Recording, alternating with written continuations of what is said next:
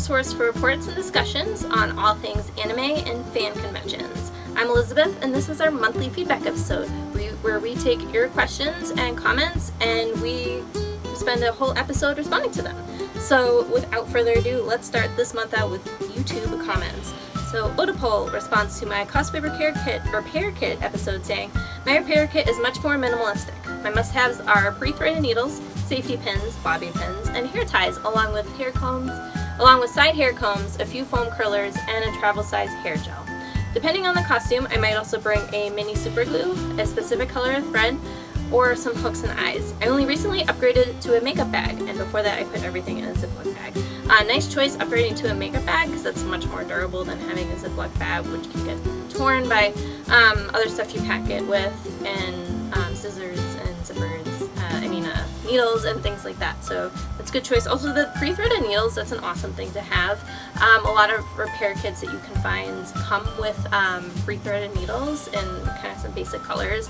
And if you're finishing something up, trying to get your costume on and need to fix something quickly, or if you're up late the night before the convention trying to fix something, those are really awesome to have because threading a needle is kind of a pain sometimes. So it's one less thing you have to worry about when you're rushing, trying to get all these last minute things done. So thank you very much for your comment there. Wednesday 12 responds to our Zach Anime Winter 2017 Masquerade recording saying, OMG, I'm the cosplayer that was dressed as Nightmare Sora. I was waiting in that line for so long I had to go pee so bad. I ran to the bathroom as soon as I got off stage. LOL. Such an adorable story. Yeah, sometimes that happens when you're going out for a masquerade and you have to pee. So hopefully, if you think you have enough time, find a masquerade staffer and double check. You're like, hey, do I have enough time to run to the bathroom? Remember, usually with a costume, sometimes it takes longer to go to the bathroom than if you're just in regular clothes, because it takes a long time to get stuff off and then put stuff back on so you can go on stage. So I'm glad you were able to make it when you got off stage there Wednesday. Brian Coffer responds to Patrick's Nerdtacular report saying, the thing behind you kind of looks like a studio backdrop, but I know firsthand that is actually what that part of Utah looks like firsthand. So that's pretty cool that you recognize that part of Utah. Utah looks really cool. Maybe I'll go there someday to check it out. I hope. We'll see. It's far from Massachusetts. The J-Rock Freak also commented on the Nerdtacular report saying, I never knew frogs wore pants until I saw this video, LOL, but I'll definitely check out the podcasts. So, frogs wearing pants, okay. Nerdtacular was run by Scott Johnson, who also runs Frog Pants Network, so that's where that reference comes from. So on Twitter, Parv says, due to shoving people off in a hurry fashion show pales compared to Hydra Comic Con 2017 costume contest. And that's kind of like comparing apples with oranges. A fashion show is meant to be kind of quick and people just kind of go on and off stage very quickly. We use quick twice in one sentence there. Yeah, I didn't see either of these, the Hydra Comic Con 2017 costume contest or the Nerdtacular cosplay fashion show, what this is in response is talking about here.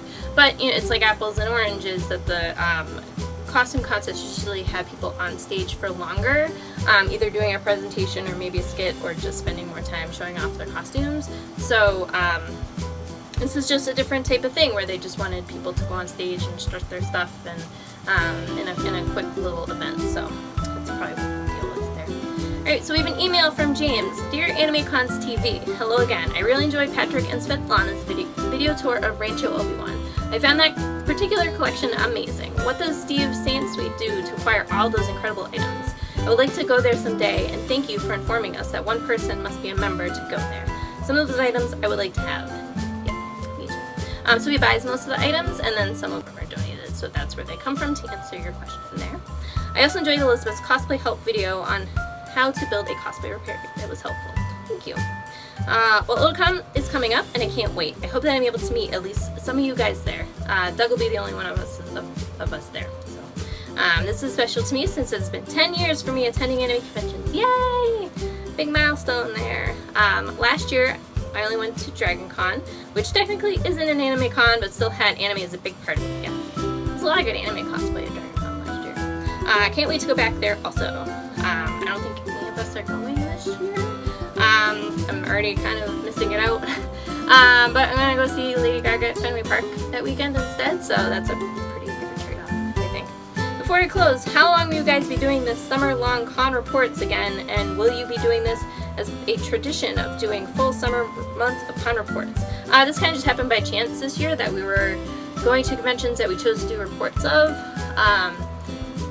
Sometimes it just kind of happens. It helps that Patrick is on the West Coast, as much as we miss him, because he's able to do West Coast cons, and we do, Northeast New England cons. It also depends on what cons we choose to report at. We don't report at every convention we go to, because sometimes we have other things to do, or we might just choose to go and have fun, and because doing the report takes time at the weekend and then time afterwards to go through and edit the video and do a report on it. So we don't do it for every convention we go to. We just chose to do a lot more this year, which I think is pretty cool. So maybe next year, depends on how many conventions we go to and what we decide to do. Thank you guys for your videos, and until next time, this is your fellow friend, follower, and anime comrade, James the Dark Cube. Thank you, James. Now let's take a look at all the conventions that are coming up through September 2017 as seen on FanCons.com.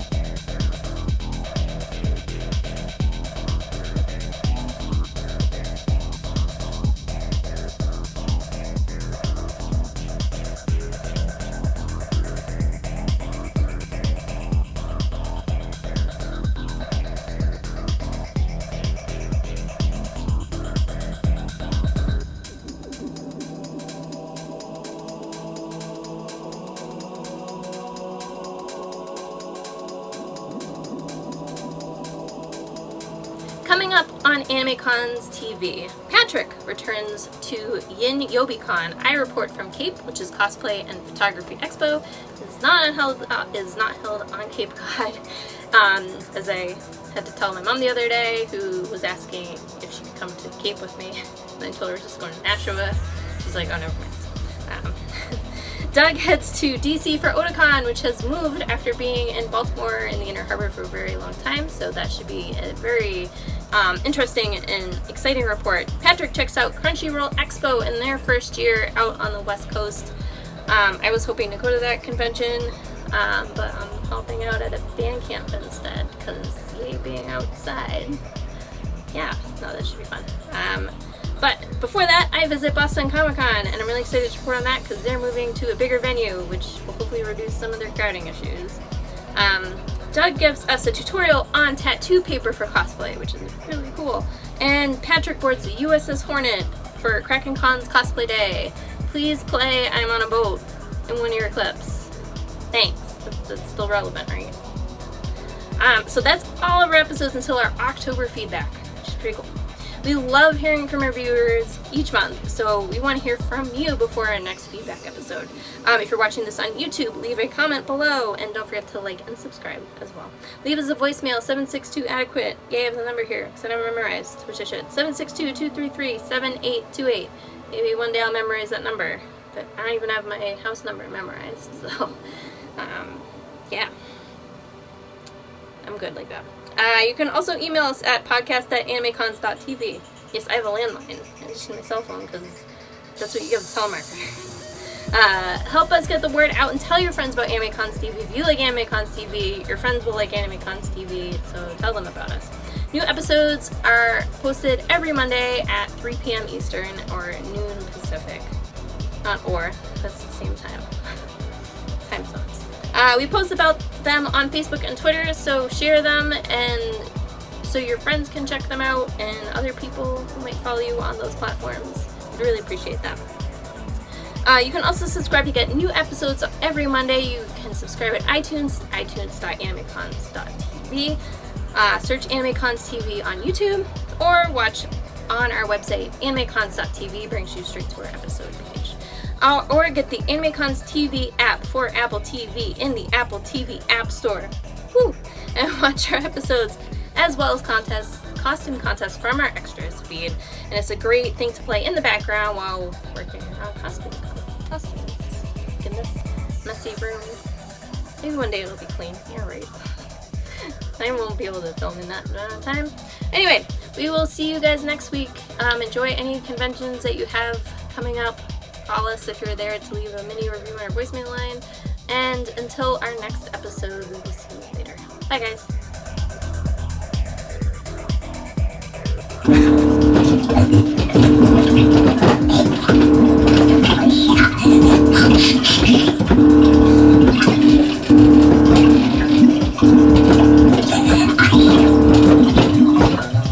Okay, thank you.